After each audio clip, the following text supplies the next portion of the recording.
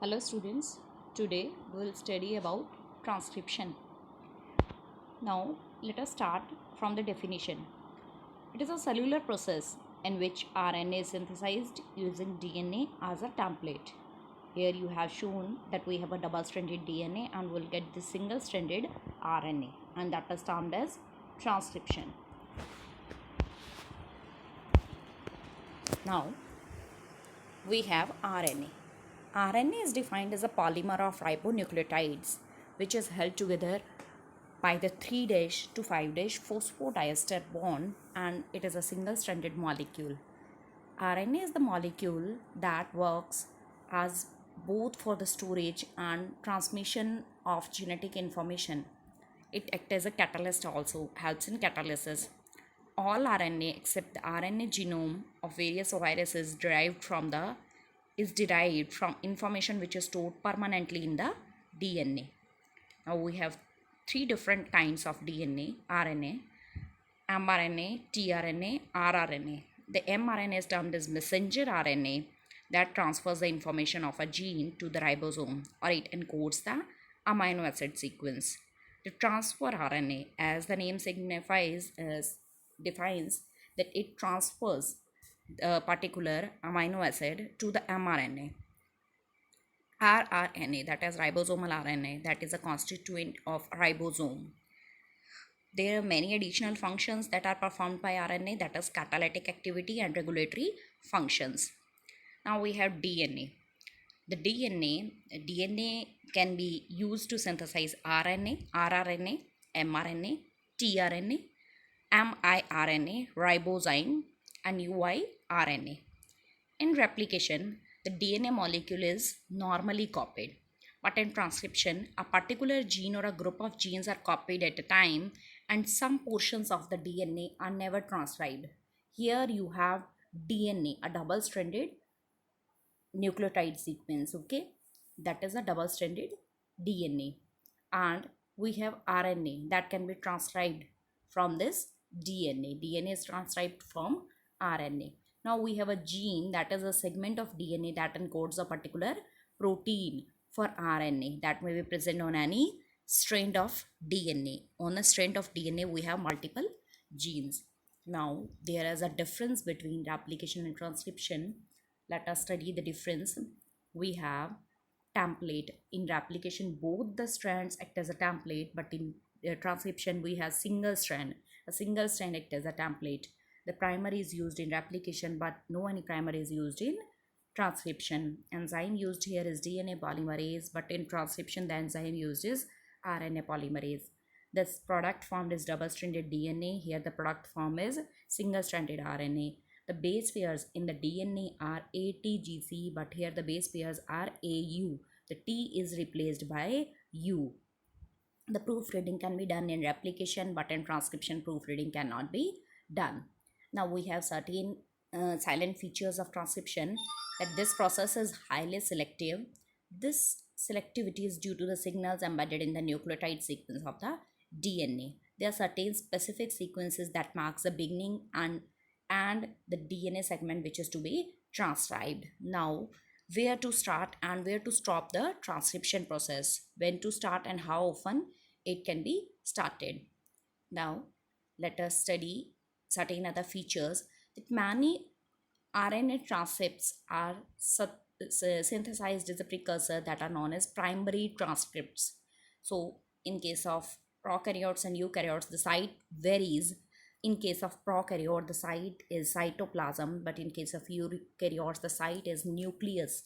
The transcription can be done in nucleus and mitochondria. And nucleolus, in the nucleolus, rRNA can be synthesized, and nucleoplasm, tRNA and mRNA can be synthesized. The basic biochemistry of the RNA synthesis is similar in prokaryotes and eukaryotes. The process is a little bit similar, but we can say the RNA synthesis in prokaryotes is catalyzed by the large enzyme. In prokaryotes, it is catalyzed by DNA-dependent RNA polymerase or RNA polymerase. A single enzyme, RNA polymerase, synthesizes all the types of RNA, that is rRNA, tRNA, and mRNA. The RNA polymerase use one of the DNA strand as a template, which is complementary to the synthesized RNA. This strand of DNA that is to be transcribed is considered that is to be transcribed is named as template strand, and the opposite strand is known as coding strand. Here you have shown we have a coding strand, that is a sense strand, and another template strand that is known as the anti-sense strand. So we have the DNA strand, the mRNA, the strand of RNA that is to be that is a transcribed strand, that is termed as a this coding or the sense strand. Now we have RNA polymerases. The RNA polymerase synthesize RNA in the direction of 5' to 3' direction. It is synthesized in 5' to 3'. That means the DNA should be in 3' to 5'. And the nucleotides that are required are ATP, GTP, CTP and UTP. These are the nucleotides which are required in this process. And here we have the prokaryotic RNA polymerase, that enzyme which catalyzes synthesis of the RNA. It includes 6 subunits, 2 identical alpha, 2 beta, beta and beta dash, and 1 we have omega and sigma factor. So these are the units which are required in this process. Now subunits, the alpha subunit determines the DNA to be transcribed, beta catalyze the polymerization, beta dash bind and open the DNA template or unwinds the DNA template for the transcription, omega functions is unknown, and the sigma recognizes the initiation sites, that is promoter site. The functions of RNA polymerase: it is a single RNA polymerase that has a multiple functions. Very first, it inserts and binds the promoter site. Secondly, it unwinds a short stretch of the double helical DNA. Thirdly, it selects the correct nucleotide sequence and catalyzes the formation of phosphodiester bonds. Here we have the RNA and we have the NTPs. NTPs are the nucleotide sequences. The next one is it detects the termination signals where the transcription needs to be terminated, and it interacts with the activator and repressor proteins that regulates the rate of transcription. Transcription in prokaryotes includes 3 stages. The very first, it includes the initiation. Initiation is a process where the RNA polymerase recognizes the promoter site and starts the transcription. Then we have the elongation, RNA strand continuously growing, and the process, the transcription elongates. The synthesis of RNA elongates. Termination, where the process of transcription stops down. Here the nascent RNA needs to be separated.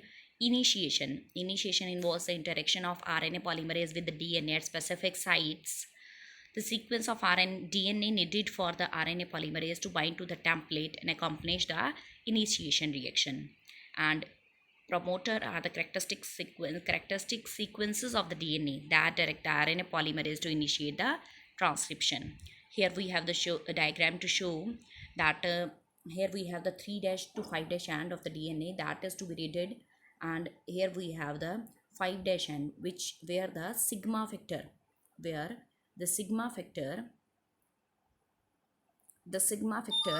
joins at this end, and the promoter clearance and the elongation or the formation of the chain takes place in this direction, 5' to 3' direction. Here we have the 5' and here we have the 3' end of the RNA strand to be synthesized.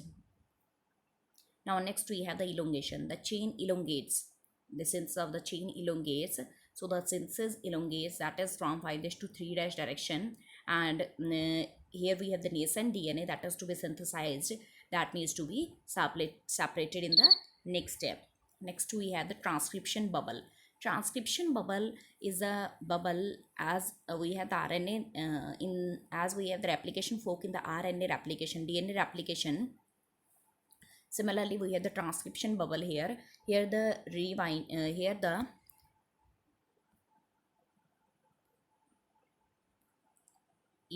Here we have the rewinding of the DNA takes place, and as the DNA rewinds, we have the known template strand that is not involved in this reaction, and then we have a another strand that is known as template strand, and we have the active site where the RNA DNA hybrid formation takes place, and here this is the direction of the transcription, and the bubble is defined as a place where the newly synthesized RNA, where the RNA is getting synthesized, new RNA is getting synthesized in a small specific area or a small specific strand of the DNA, that is termed to be the transcription bubble. The RNA polymerase catalyze this reaction.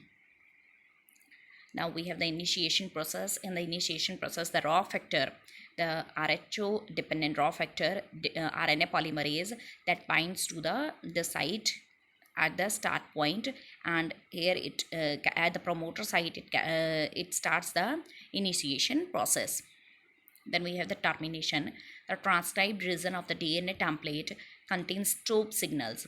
The prokaryotes have two classes of termination signals. One is raw dependent termination. Another one is raw independent termination.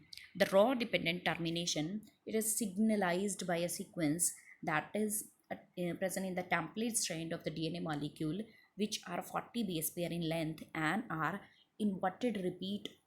Okay, and these signals recognized by the termination protein, that is a raw factor.